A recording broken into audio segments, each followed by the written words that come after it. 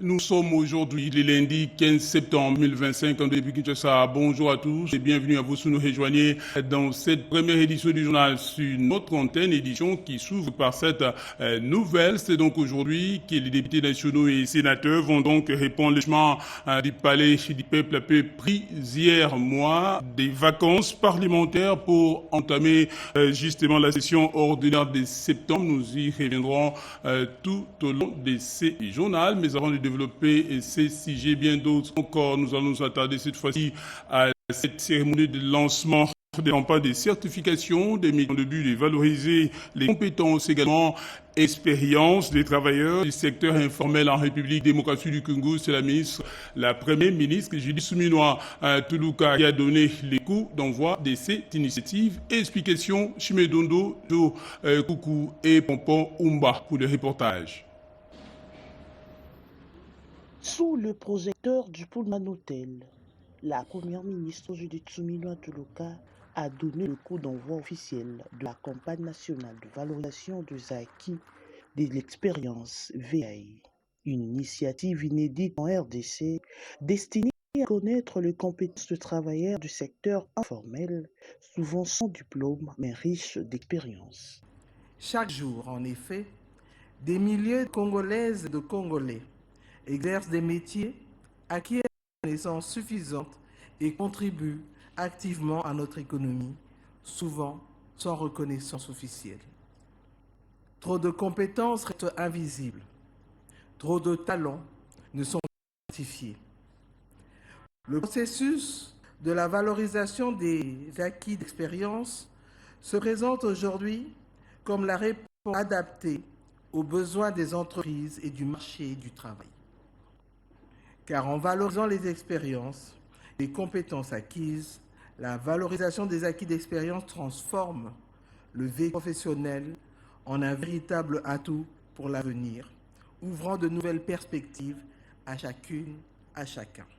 Soutenu par plusieurs ministères et partenaires techniques comme l'ONEM et Pay Network, cette campagne découle d'une directive du président Tshisekedi.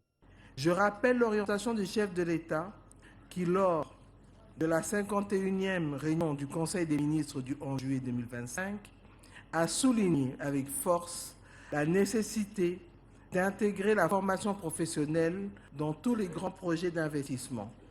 Il a également encouragé le ministre d'État, ministre de la formation professionnelle, à prendre des dispositions idoines pour matérialiser cette orientation, notamment en anticipant la préparation de la main-d'œuvre.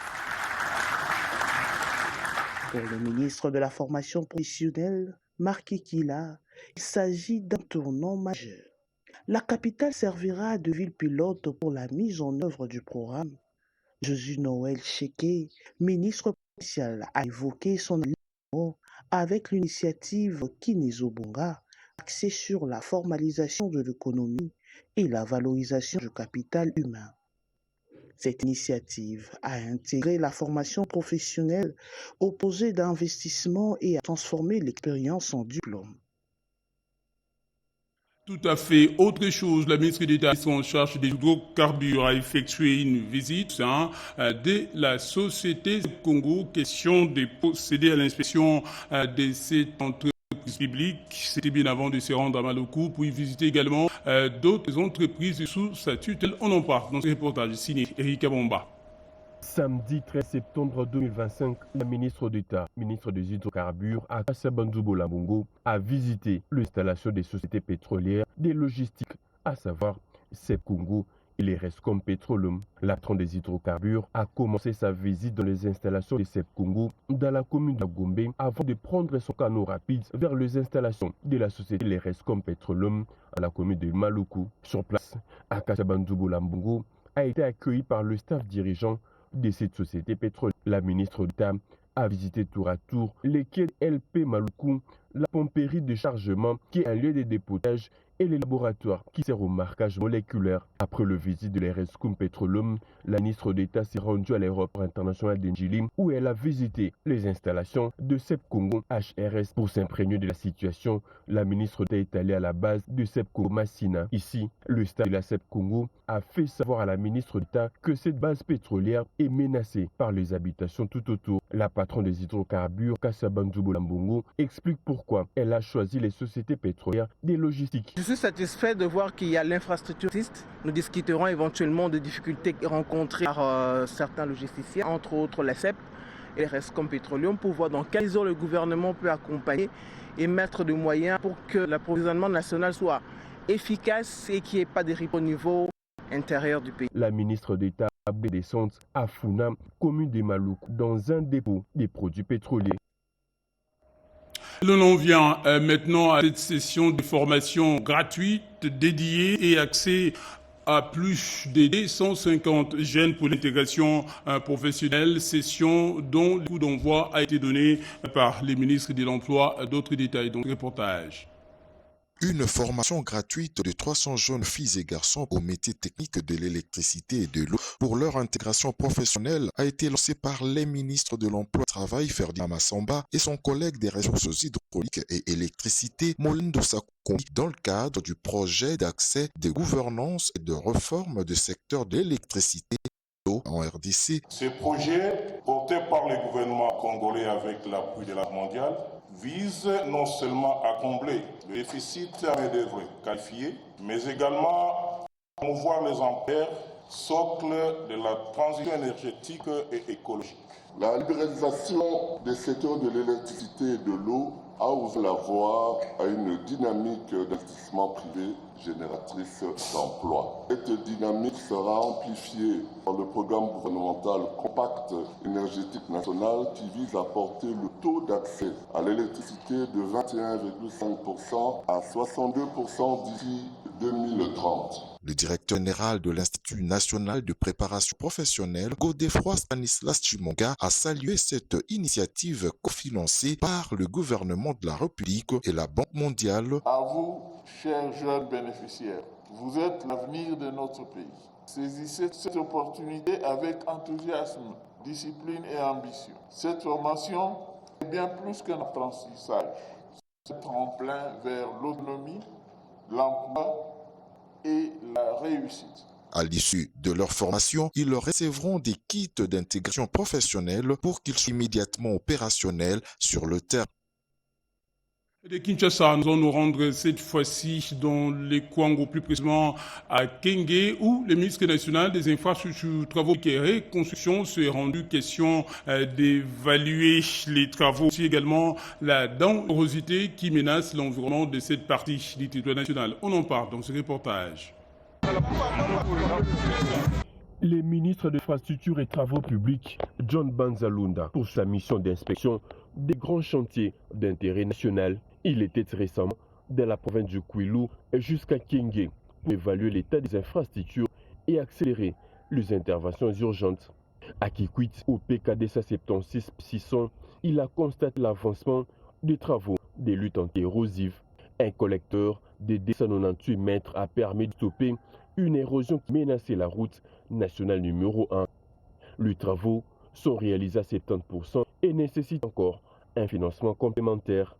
À Bukangalonzo, sur la route nationale numéro 6, il a constaté un délabrement avancé sur 140 km et a instruit une intervention d'urgence. Au PKD 100, sur la rivière Kwango, le ministre a inspecté un pont affaissé. Une intervention des Crexit a permis de stabiliser l'ouvrage, mais une reconstruction complète a été décidée. Il faut prévenir, il ne faut pas attendre que le pire arrive pour qu'on intervienne. Donc c'est le moment d'agir. Sa présence ici pour nous, c'est un début de surtout. Sur le pont Maïndoré, le travaux d'aménagement des deux rives, financés à 1,7 million de dollars, se poursuivent. Les ministres insistent sur l'installation des glissières de sécurité pour prévenir les accidents. Enfin, au PK 46+400, il a évalué le site Langa où les travaux de lutte anti-érosive sont achevés à 98%, financés par Foner à hauteur de 1,2 million de dollars. John Banzalunda exige une cartographie complète des érosions sur la route nationale numéro 1 pour anticiper le dégât lié à la saison des pluies. Démarrage dans les Lualaba des travaux de construction de la route bypass Est qui fera jonction entre la route nationale numéro 39 et la route de... C'est là d'autres précisions dans ce reportage. Le ministre provincial de l'Intérieur et Sécurité faisant office de son collègue des infrastructures, absent de la province, a ce samedi 13 septembre lancé les travaux de la construction de la route Passe Est. Cette route long de 40 km à la hauteur du village Kazembe partira de la nationale numéro 39 jusqu'à jonction de la route Ouansele. Dans sa politique de faire participer la jeunesse à la gestion de la chose publique et faire avancer rapidement les travaux, le gouvernement Fifi Masuka Sayuni a affecté 4 entreprises sur cette voie en raison de 10 km chacune. Et pour le début des travaux, c'est l'entreprise Sabaot dirigée des maîtres par la jeune directrice générale d'Orcas Chukuta qui a donné forme à cette route qui aura 4 mètres voie aller et 4 mètres voie retour. Après avoir suivi les explications de l'équipe technique commise à la construction des bypass Est, Roy Kamamayonde Philippe dévoile les soucis qu'a le gouverneur de province, son excellence Marie-Thèse Masuka Sayuni Fifi, en construisant cette infrastructure. Je suis venu au nom de mon collègue, le ministre des Infra, que je représente ici, au nom aussi de l'autorité provinciale, Madame Fifi Masuka Sayuni, que nous félicitons de tout cœur pour ces gros et grands chantiers qu'elle est en train d'ouvrir dans cette province. Par rapport à la politique même du gouvernement provincial, l'autorité provinciale prend en compte les desiderata de toute la province, y compris les territoires.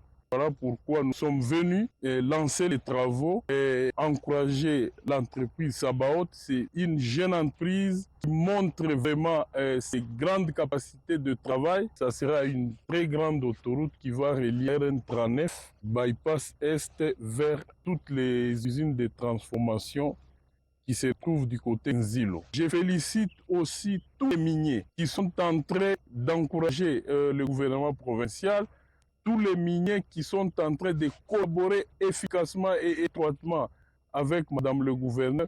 J'encourage ces miniers-là de pouvoir nous accompagner pour que cette autoroute puisse terminer avant 3 mois. J'essaie de signaler que la durée de la construction de cette route, vu le nombre d'entreprises engagées, les matériels déployés, prendra au total 3 mois de travaux avant la remise de l'ouvrage.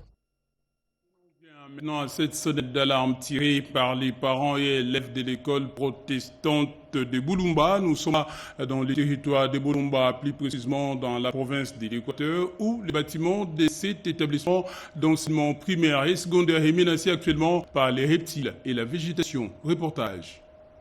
Initialement construit pour accueillir élèves et enseignants, les bâtiments scolaires de l'école conventionnée protestante de Bundumba dans le village de Bosso Ganga, situé dans les territoires de Boulumba, sont aujourd'hui envahis par les reptiles et la végétation. Les travaux lancés dans le cadre du programme de développement local de 145 territoires ont été brutalement interrompus, laissant le village dans l'attente et les enfants sans école. Le CCR est venu par la mission du gouvernement de 145 territoires qui a démoli ce qu'on avait ici comme une école en paille et qu'ils ont pris la décision de construire. Ils ont construit depuis 2021. Jusqu'alors, les travaux sont inachevés. À cela s'ajoute l'impayement et la non-mécanisation. Les enseignants demandent également la régularisation de leur situation administrative. Il n'y a pas des enseignants mécanisés payés et nous, comme nous avons la volonté, nous avions étudié. C'est pour cette raison que nous prenons la charge d'encadrer les fils que nous enfants ici, mais nous n'avons pas de paiement, nous aidons les enfants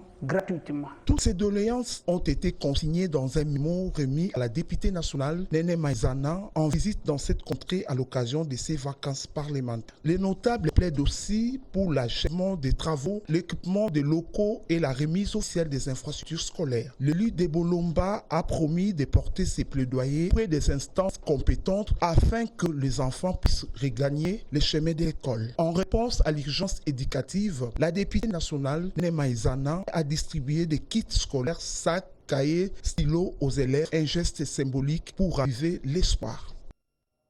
Revenons à Kinshasa pour parler de la gestion des déchets, de l'assainissement de la ville. Ce sujet a été au cœur d'une journée de réflexion organisée à l'initiative du Club Bâtiments, Travaux Publics et Chambres des métiers et artisanat. C'est un sujet proposé par Yodonde, avocat.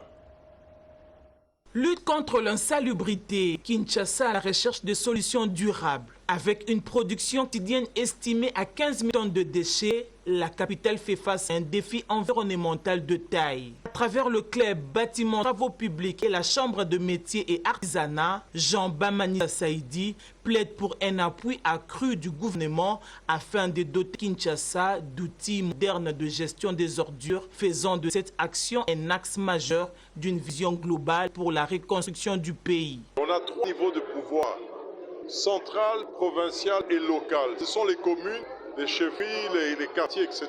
Nous avons une obligation aujourd'hui qui est celle de débarrasser la ville de Kinshasa de tous les problèmes que nous avons en termes de déchets. Cela demande des moyens. Nous avons vu qu'il y a un gap à peu près de 12 millions de dollars par mois. L'État congolais a l'obligation de mettre ces moyens pour débarrasser, parce qu'à chaque fois que nous enlevons, il y a encore des déchets. Enlevons déjà ce qui existe. Pendant ce temps, mettons les règles en place. Mécaniser aussi. Il faut que chaque commune puisse prendre en charge le fonctionnement de ces brigades d'assainissement avec le matériel défini et avec des normes. Et il faut aussi du matériel mécanisé. Il faut des tractopelles, il faut des dumpers, il faut de la mécanisation dans les communes. Aujourd'hui, on ne peut pas travailler toujours à la main. On enlève et puis on laisse là. On a besoin de plus de 500 camions bennes. On a besoin d'à peu près 120 tractopelles. On a besoin de dumpers. On a besoin de beaucoup de matériel, à part les balais et tout le petit matériel, les brouettes, etc. Donc, mettons les moyens, soyons sérieux, sortons de la saleté. Cette rencontre d'affaires qui a réuni décideurs, scientifiques, professionnels du secteur et autorités municipales a permis de faire un état des lieux de l'assainissement et réfléchir sur les mécanismes de financement adaptés aux besoins des entités locales en s'appuyant sur un objectif clair, celui de trouver des solutions inclusives et durables pour une gestion efficace des déchets. Parlons à présent santé avec cette visite de réconfort effectuée par la ministre de la Culture à et pas à tout le monde, plus précisément au centre hospitalier universitaire de Renaissance Yemo, où la chanteuse Mbiliabel est prise en charge par le gouvernement juste après son accident de circulation. On en parle dans ce reportage. Absente du pays lors de l'accident qu'a connu la star congolaise de la chanson, Marie-Claire Mboyo, plus connue sous le nom de Mbiliabel, a son retour au pays, la patronne de la culture en RDC, la ministre Yolande Elebe Madembo, a tenu personnellement à s'enquérir elle-même de l'état de la santé de l'artiste. Le corps médical de l'hôpital a rassuré Madame la ministre sur l'état de la chanteuse qui est toujours sous observation médicale au département chirurgie. Mais compte tenu du choc qu'elle a connu et au niveau du bassin et au niveau de la cheville, ce dernier préconise le repos total, d'autant plus qu'il reste encore quelques examens à passer. Et ce n'est qu'après cette évaluation médicale que la chanteuse Mbiliabel pourra être libérée. La ministre Yolande Elebe a remercié le responsable du centre hospitalier pour toutes ces explications et elle a tenu par l'occasion à rassurer Mbiliabel que la prise en charge de son hospitalisation est assurée par le gouvernement de la République. L'année académique édition 2024-2025 s'est achevée en beauté à l'Académie des Beaux-Arts de Kinshasa, au-delà de la remise des diplômes différents lauréats finalistes de cet établissement d'enseignement supérieur a aussi honoré ses professeurs et certaines grandes figures de l'art comme Alfred Liyodo. 4 bustes, 4 grands noms dans le domaine des arts. Les célèbres sculpteurs Alfred Liyodo, Lucien Lemansa, Vital Marie Mavinga Mankondo, les professeurs Bamba Ndombasi s'étaient couronnés, trône désormais au milieu de l'Académie des Beaux-Arts. Ces personnes qui ont été célébrées aujourd'hui, ce sont des piliers de cette institution, des personnes qui ont construit de leurs mains cette institution. Ces monuments qui sont entrés dans les panthéons des arts sont désormais témoins d'envol de l'Académie des Beaux-Arts sous la direction de son directeur général, Henri Kalama Akoulez. L'activité en relief, c'est aussi la clôt de l'année académique qui sanctionne à la fois la dernière livraison des diplômes de l'ancien système et la première collation du système LMD à l'Académie des Beaux-Arts. 604 lauréats sur le marché de l'emploi. Chers lauréats, vous voilà aujourd'hui au terme de vos études après un long cheminement au sein de notre alma mater. Désormais, vous embrasserez la vie professionnelle avec plus de confiance et de préparation. Défendez vos diplômes. Poursuivez vos formations par la recherche et soyez entreprenants. Le moment était propice pour le directeur général de cet établissement de l'enseignement supérieur et universitaire de procéder à un état des lieux du parcours scientifique, mais aussi des passerelles jetées pour sceller des partenariats avec d'autres institutions du monde. Nous allons poursuivre cette édition du journal avec la traditionnelle cérémonie des clôtures de l'année collation des grades académiques édition 2025, notamment à l'Institut supérieur technique appliquée également à l'Université chrétienne catholique dans ACAM. Plus de précisions dans compilation.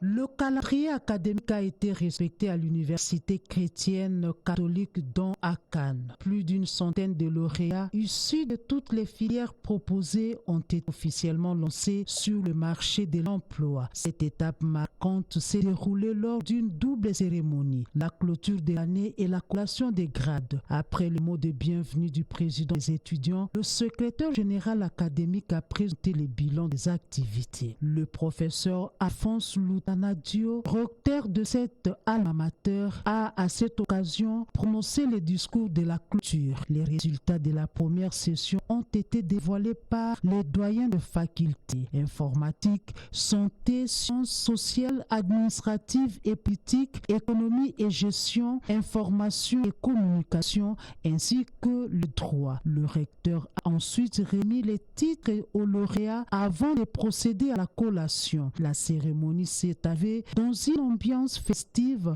empreinte de fierté et d'émotion pour les diplômés et leurs proches. À l'ISTA Kinshasa, plus de 40% de réussites ont été enregistrées. Les lauréats ont été formés dans les domaines techniques variés. Le comité de gestion, dirigé par le professeur Kaouli Anakle, a organisé sa 4e cérémonie de clôture et collation. Il a salué les efforts du personnel et les progrès réalisés. Sécurité renforcée, soins au personnel et réhabilitation des équipements et infrastructures. À l'Institut supérieur des techniques appliquées autrefois en difficulté, bénéficie désormais d'un climat apaisé et d'un nouveau bâtiment moderne. Il a aussi reçu 400 bancs de service national. Fait marquant l'école doctorale de l'ISTA, les DEA a décerné pour la première fois des DEA aux lauréats 2004-2025. Je rajoute à quel Institut supérieur du développement rural de qui nous sommes là au Congo central. L'année académique édition 2024-2025 s'est également achevée en beauté avec l'inauguration d'une bibliothèque. Reportage. L'Institut supérieur des développements rural ISDER de Kizanfouété dans la province du Congo central a organisé une triple cérémonie marquée par la collation de grades académiques suivie de la clôture solennelle de l'année académique 2024-2025 et l'inauguration officielle de sa nouvelle bibliothèque. À cette occasion, l'ISDER a eu l'honneur de recevoir comme invité d'honneur l'honorable sénateur Vangu Kintsongo Babi. En signe de reconnaissance pour les nombreuses actions de ce digne fils du terroir en faveur de l'éducation et du développement local, les autorités académiques ont décidé de baptiser la bibliothèque de l'Institut en son nom. Fait marquant, c'est le sénateur lui-même qui a doté la bibliothèque de son premier fonds documentaire en possédant à l'achat des ouvrages qui y seront rangés. J'en appelle aux étudiants, apprenez à lire, qu'ils ce goût, car refuser de lire dans ce monde qui est de plus en plus marqué par cette exigence de la hauteur de vue et de la nuance, c'est faire le choix de soutenir la superficialité. Je vous invite à cultiver cet esprit, à nourrir nos esprits, nos pensées, à élever nos ambitions. Ce geste symbolique et concret témoigne de son attachement à la jeunesse à la recherche scientifique et au développement du Congo central. Et pour refermer ce chapitre, plus de 800 diplômés de l'Institut supérieur des techniques médicales de Kinshasa ont également été déversés sur le marché de l'emploi. C'était lors de la double cérémonie de collation de grades, également la clôture de l'année académique édition 2024-2025. Rodépondra nous dit un peu plus. Plus de 800 nouveaux professionnels en sciences de santé formés à l'Institut supérieur des techniques médicales ISTEM Kinshasa rejoignent le marché de l'emploi en RDC. La cérémonie marquant la fin de l'année académique et collation des grades 2024-2025 le samedi 13 septembre courant à Kinshasa pour la professeure Joséphine Toumba Kankolongo, directrice générale de cet établissement d'enseignement supérieur en sciences de santé. L'académique 2024-2025 a été marqué par des progrès significatifs traduisant la résilience et le leadership de l'ISTEM Kinshasa, l'excellence académique et la recherche innovante, le développement des infrastructures, le renforcement des capacités de la collaboration ainsi que les partenariats stratégiques constituant la priorité des priorités pour les comités de gestion. Soyez fiers de vous, soyez fiers de ce que vous avez accompli. Souvenez-vous que ce diplôme marque un début et non une fin en soi. Compétences et reconnaissances doivent servir à améliorer la vie des autres. Assurer la bonne santé de la population, c'est aussi un développement harmonieux de la communauté, a souligné Joséphine Kango. Cette cérémonie est d'une grande importance pour les lauréats, mais aussi la société qui attend d'eux une contribution dans l'amélioration de la qualité des soins de santé. Je voulais dire au sommaire de cette édition, c'est aujourd'hui lundi 15 septembre 2025 que les députés nationaux et sénateurs vont répondre légèrement du palais du peuple après plusieurs mois de vacances parlementaires. Déjà, le député national Augustin Kabouya, secrétaire général de l'Union pour la démocratie et le progrès social, était face à sa base. Question de faire la restitution de ses activités parlementaires. Reportage ici, Alain Bikaï. Fidèle au principe de redevabilité, le député national Augustin Kabouya a rencontré ce week-end sa base électorale de Moamba pour la clôture de ses vacances parlementaires. Une option mise au profit pour restituer les activités menées à l'Assemblée nationale et recueillir les préoccupations de ses électeurs. La population a salué les multiples actions sociales posées en sa faveur tout en plaidant pour son implication dans la réhabilitation des réseaux électriques, de la distribution d'eau, des routes et des certaines infrastructures de base du district de Moamba. Dans son adresse, le président intérimaire de l'UDPS a remercié sa base pour le soutien qu'on s'accordait au chef de l'État, Félix Antoine Tshisekedi Tshilombo, et aux institutions de la République. Compatissant aux victimes des pluies diluviennes d'avril dernier, il a annoncé avoir disposé 10 mois de ces émoluments afin d'apporter une aide d'urgence aux familles sinistrées. Abordant la question de la pétition contre le bureau de l'Assemblée nationale, Augustin Kabouya a précisé qu'il ne s'agissait pas d'une initiative de son parti. L'UDPS, a-t-il rappelé, ne compte que ça 50 députés, alors que le document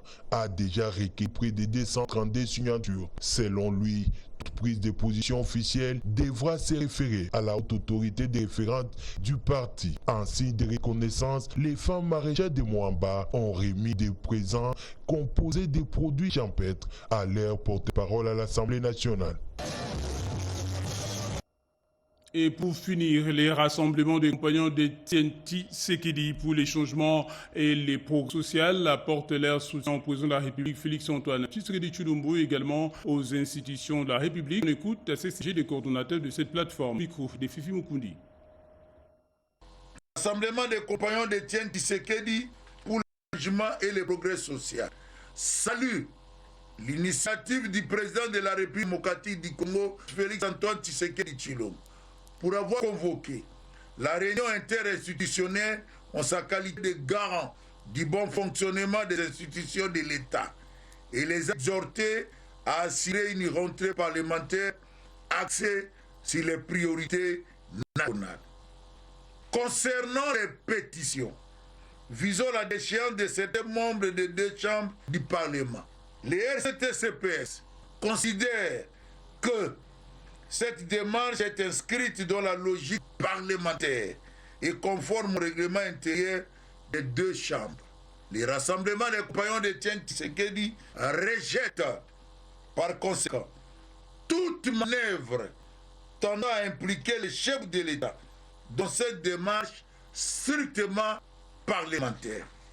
Concernant l'incident survenu à l'aéroport international de Ndjili de son retour de la mission officielle qu'il avait effectuée en Azerbaïdjan, les RCT-CPS glorifient le Dieu Tout-Puissant pour avoir protégé le président de la République démocratique du Congo, chef de l'État, son Excellence Félix Tshisekedi Tshilombo. Les RCT-CPS attendent impatiemment les résultats de l'enquête initiée à ce sujet afin d'identifier les coupables et les traduire en justice.